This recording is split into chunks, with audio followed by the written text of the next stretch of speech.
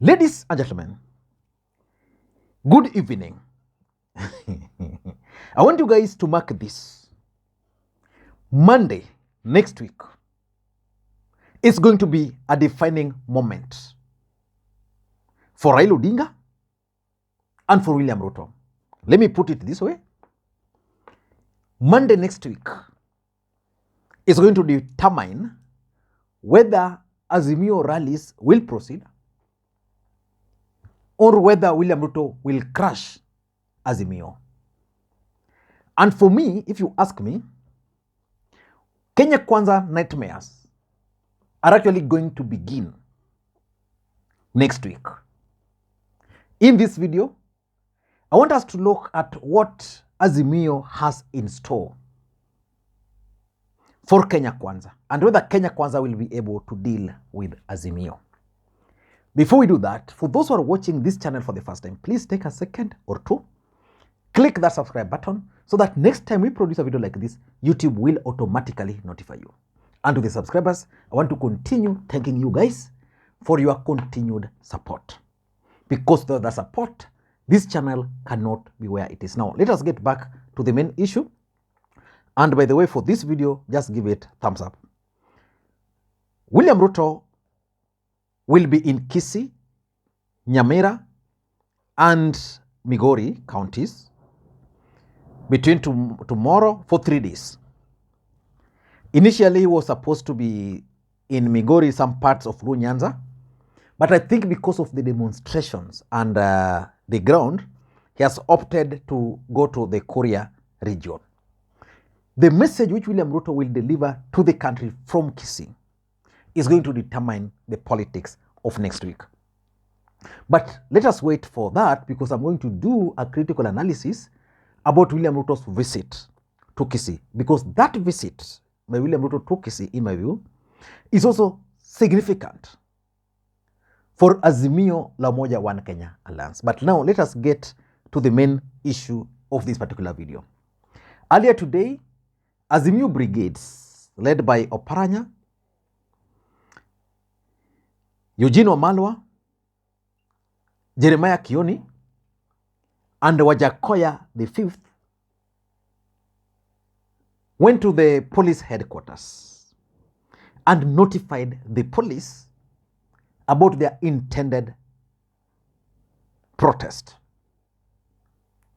The letter which they delivered there has some serious details which are actually hidden.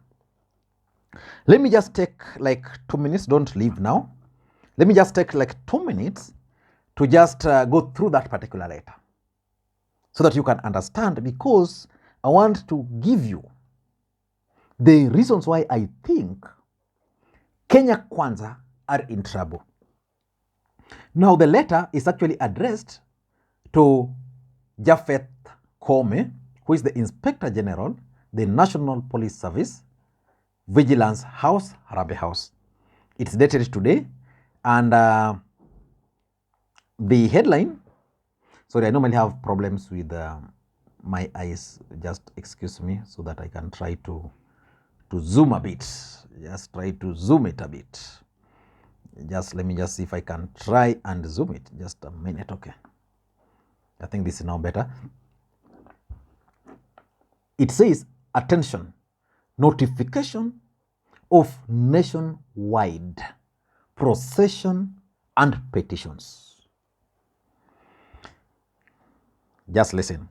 We are unable to submit any prescribed form as none is available in any of their stations. Can you please avail us a copy from your office? But this serves as an official notice. You see, from what I'm reading here, there's normally supposed to be some prescribed form where how you notify the police. But according to Azimio, they've gone to various police stations. They can't get that. So they've now gone personally to the IG and asked him for the same. But at the same time, they delivered a letter which is official notice. Just listen to what they are saying further. They are saying, This is to notify you that we will be holding procession in all the 47 counties in the Republic of Kenya this Monday, 27th March 2023, and Thursday, 30th March 2023, and every subsequent Monday and Thursday thereof. So basically, through this one letter, Azimio has notified the police about their rallies, their demonstrations next week but one, until further notice. And they are adding something here which is important. We intend to submit petition to county commanders, sub-county commanders, and all other state offices countrywide as part of the procession. For the avoidance of doubt, this is not an application of permission, as none is required under law. So basically, they are reminding the police that they don't, we have notified you. We have given you the notice. We don't need your permission. The law only requires us to notify you. And that's basically what we've done. And we are here with the media. They've captured us. We have our document, our letter, which we've submitted. Probably they're also recorded. So they are reminding them that you don't have any authority to deny us. No. We have notified you. But what should the police do after the notification? This is what they are telling them. This is a notification to enable the police provide adequate security to the demonstrators. By this notice, kindly provide adequate security. So basically, they're now telling the police about their role. That your role in this is simply to provide security. We've notified you that on Monday we'll be going for procession across the country, but your role will be to provide us with the security. Now let's just proceed a bit. Further to this, very interesting, we put police on notice that we will allow only uniformed police to bear arms. Plain clothes in arms will be dealt with as thugs and hired goons committed to civilian arrest as allowed by law. So basically, they are also reminding the police, because remember, during the last rally, even the police who shot that university student, by that time she was in civilian. The law does not allow police to be in, during Mandamano, in plain clothes. That's not allowed. Majority of the police officer who arrested Azimio supporters were actually in plain clothes police. Were actually in plain clothes. So they are telling them that this time around, if you'll be in plain clothes, we are going to arrest you, because that is what the law says. So basically, what Azimio has done is that they've taken all the responsibility and handed over to the police. But that's not the most important thing. Why do I strongly believe that Kenya Kwanza nightmare is just about to begin? Number one, if you look at the way they've fashioned these demonstrations for next week, it's going to be countrywide.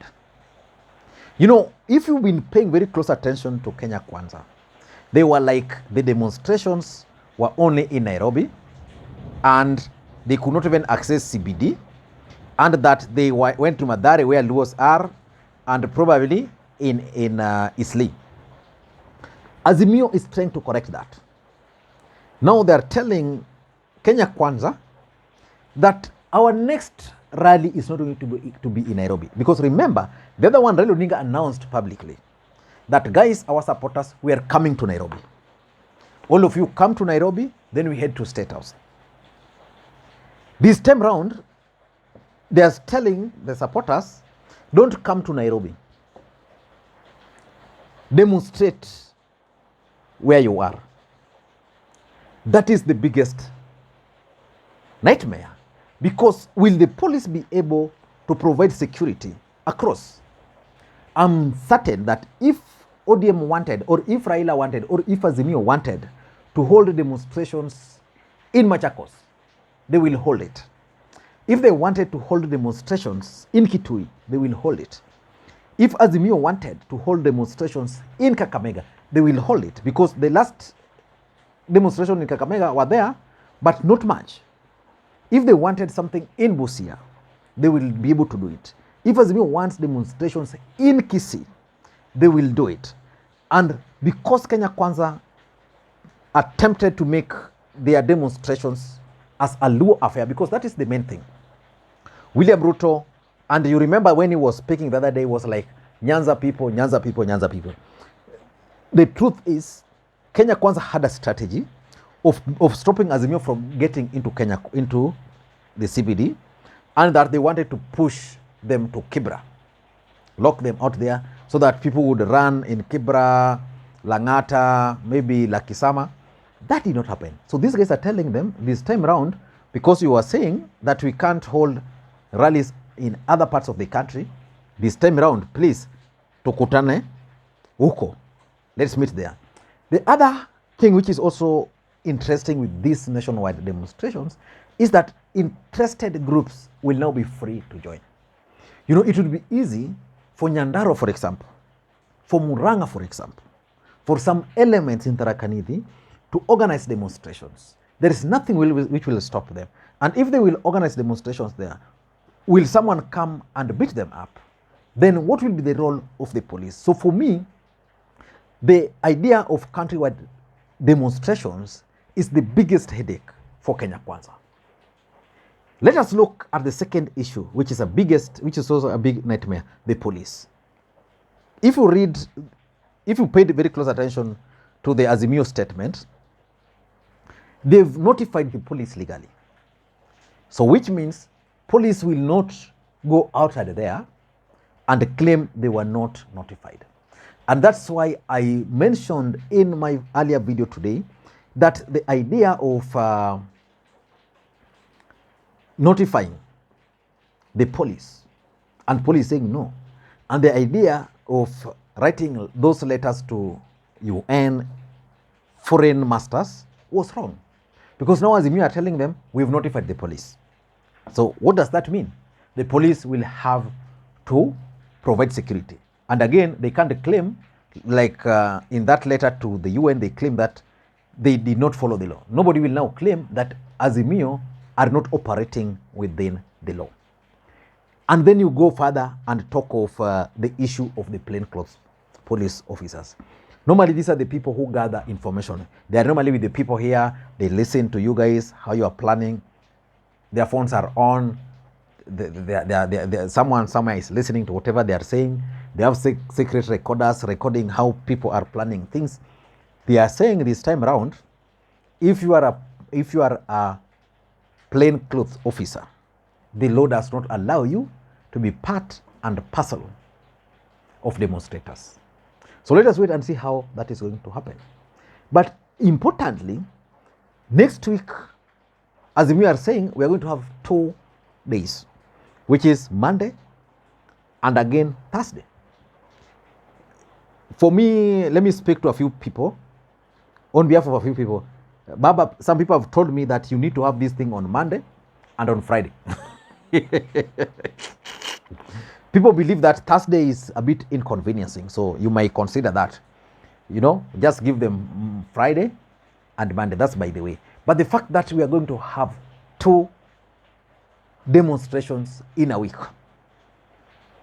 the impact is going to be huge. Even if they will not succeed, the international community are going to take it up. The tourists are not going to turn up in this country. Businesses are going to suffer. William Ruto at this stage will not want anything to do with the businesses running down because the economy is already doing bad. Tourism sector failing. But of course, this is politics. You can call it economic sabotage. But demonstrations are part of our constitution. And lastly, why I think these guys are worried is because Azimio did 2 things after the last rally. Number one, they sat down and took note of their weaknesses. On this, our weakness was this. On this, our weakness was this. On this, our weakness was this. I spoke to a few guys from Kisumu here, the leadership here, They told me one of the mistakes they committed last was to have mandamano without clear structure of leadership, because the leadership went to Nairobi. So nobody was able really to control the guys who were down here, that you should not be throwing stone here, this business should not be targeted, we should just be doing our thing. So Azimio learned their lessons, and they're going to fix some of those weaknesses. One of them was the issue of the plainclothes officers, to the issue of destruction of properties they're trying to cover. The other important aspect for me is that Azimio also learned government strategy. In the last strategy of government was to lock them from joining the rest of the country, from the leaders from holding or accessing CBD. The next strategy is going to be simple. They are going to organize their teams maybe in groups and then come at once, or they are going to ask their supporters, we meet somewhere, then they start the lap. Once the lap begins, nobody can stop them. I can tell you, even in Kisumu here, the moment a procession will begin from Kondele, heading to State House, it will be serious headache, even to the police themselves. So they learned the weaknesses. I don't know what you think, but let's hope that no life will be lost, no personal property, private property will be lost. And for me, I would wish that at least sobriety should prevail.